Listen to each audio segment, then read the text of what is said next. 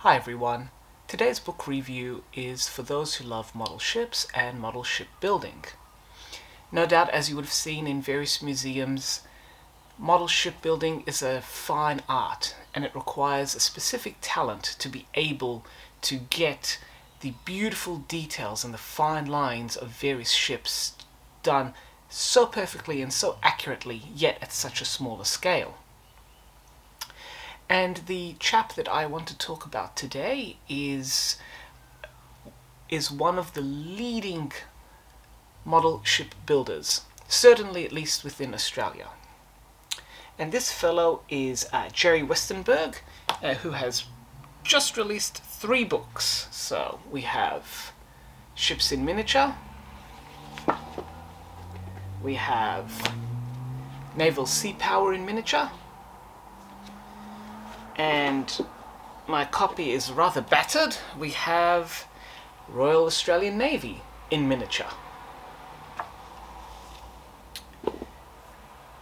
Gerry builds his models at 1:192 scale, and this enables an incredible amount of detail to be included in his ships.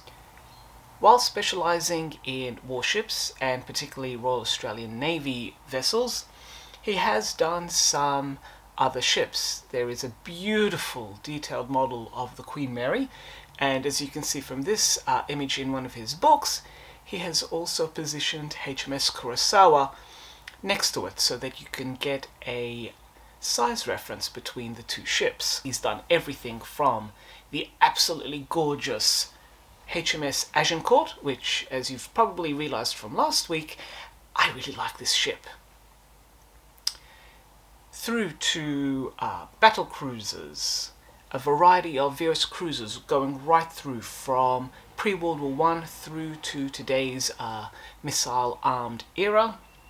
Submarines, including the wonderfully unique M1, M2, M3, Australia's crazy J1, one of the few J-class submarines that Australia operated for a brief time in the 1920s, and the wrecks of some of them can still be dived upon today. From these books as well, you can see that there's plenty here from the Royal Australian Navy. Part of his ethos is to create a model that is a tribute to those who lost and to those who served on board these vessels during their time in the Navy. We get the beautiful light cruisers, the tragic Perth and HMAS Sydney that was lost in an epic battle with the Cormoran. He has been able to recreate both ships, as well as a before and after look at the wreck of the Sydney, so that we can truly understand just how much damage that ship took in its fatal battle.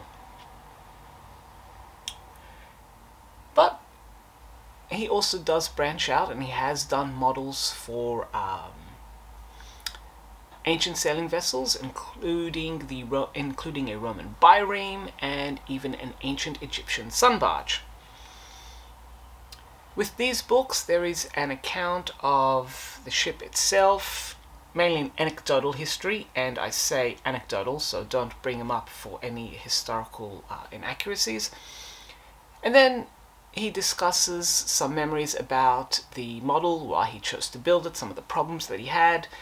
There were some vessels that unfortunately got damaged during transport, so it was equally painful for him to reconstruct them.